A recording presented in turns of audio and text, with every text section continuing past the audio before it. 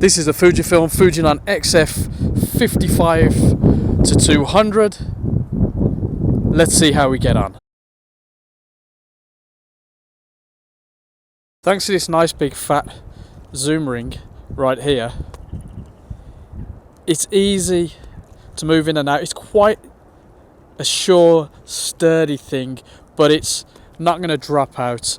In fact, I hold it that way, it's not moving at all. You can see you've got a manual focusing ring there again, not particularly light but easy and sure to move. The zoom there from 55 right out to 200. If you're using the X Pro bodies, probably a little bit better balance, but not a problem even on this XT10. I thought I'd use this body as it was nice and compact, just to see if it really was feasible on a smaller body, and yeah, not a problem. As you can see there, we can go from 55 nice and easy straight up to the 200 and catch that one right there. Nice and simple. I think I'm going to have a bit of fun with this lens today. I do like the build quality of this lens. Nice mix of metal and plastic, nice metal mount. The zoom ring is nice and firm. The manual ring is also short. You've got a variable aperture, so you've got no aperture markings, but there's 17 stops in there. It goes all the way around if that's of any interest to you. 55-200 on off for the iOS, remember, 4.5 stops. A switch between automatic and aperture. With the cap on and the hood, you're looking at something over 600 grams in weight, but it feels good. It's nice and sturdy. I don't have a complaint about that. My complaint is that I'd love it to be free. How's that for a complaint? No. You're looking at about 500 to 600 pounds. Pretty decent. Well, let me shoot a few more tests and see how we get on. If this leaf blower dude stops in the background, we might get a bit more. And I've stood out here waiting for ages for him to stop, and my hands are absolutely frozen. Should have wore gloves. Didn't know this guy was going to be working, but at least it means that less people will come and nick my stuff while I'm out here.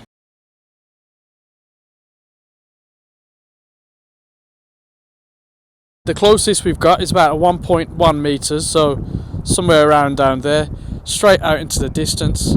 Absolutely no problem at all. And frankly, in circumstances like this, it's always going to be pretty quiet.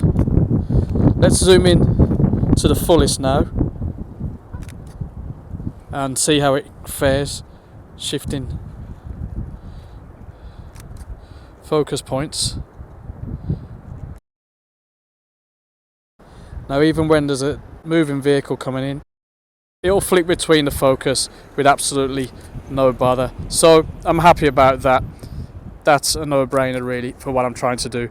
Look, these little guys aren't really moving particularly fast either, so it's not exactly difficult to catch them.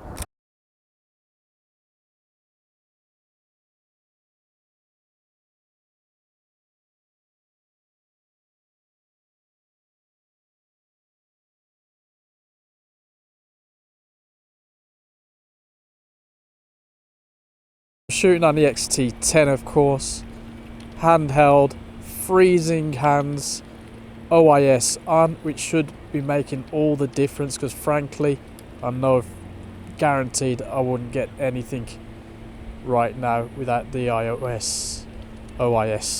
Man, I need to go indoors, I'm cold, or at least throw the monopod on. But I'm not using any aids other than that which come with the lens, just so we can really see what we can do.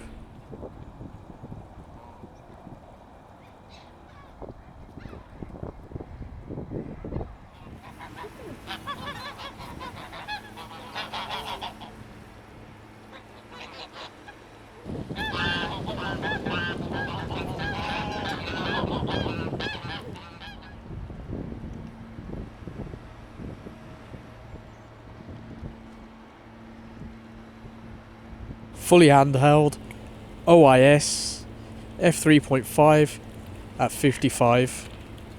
Not bad at all. And that's with freezing cold hands. Back at 200. They're all escaping me now. You can see the light wasn't amazing. With the sun being where it is, we've had to deal with a bit of, well, testing the dynamic range, but that's the sensor more than the lens, of course.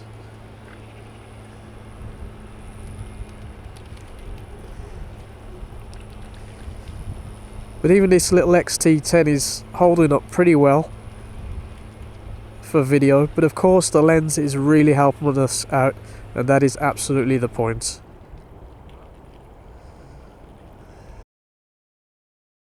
I'm back in the car trying to warm up, and I thought I'd let you know what I thought of the lens on a first impression basis, I guess. Really, we're going to put some other samples up as well so you can see how we got on.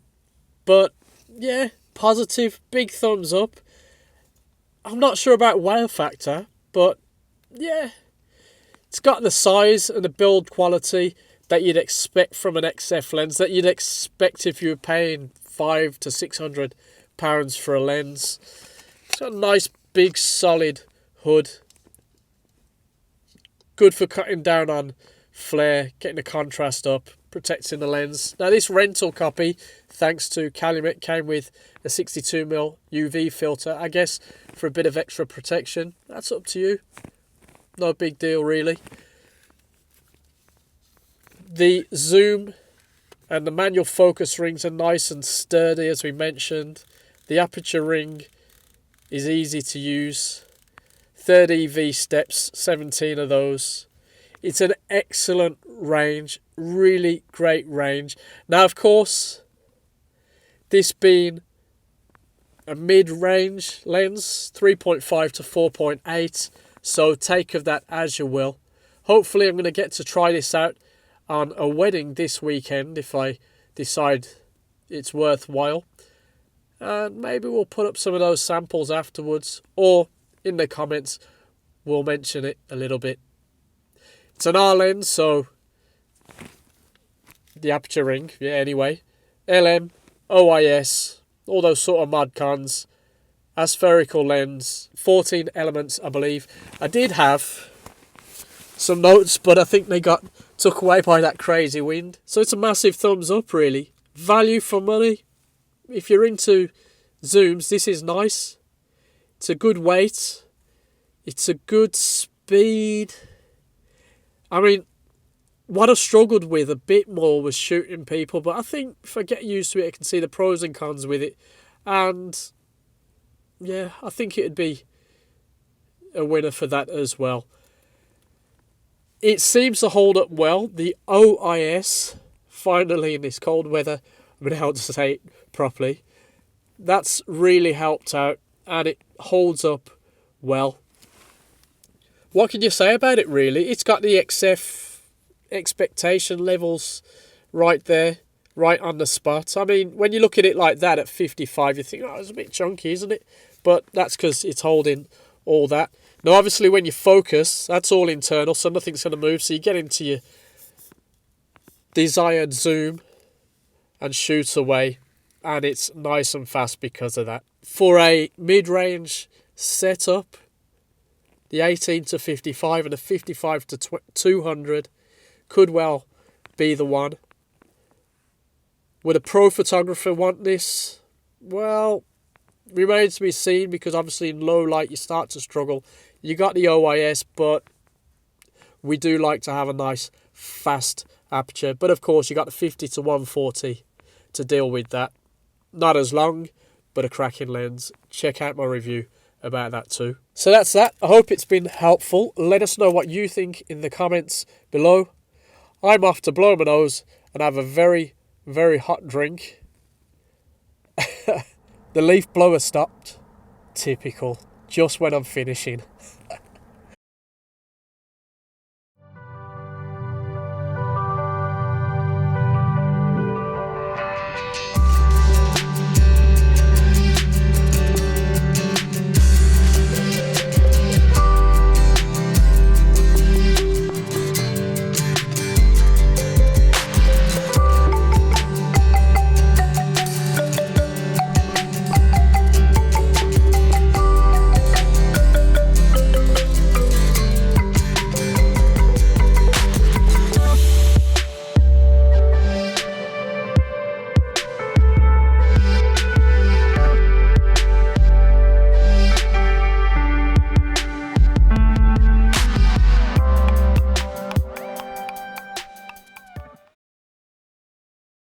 The Fujifilm XF 55-700 doesn't exist.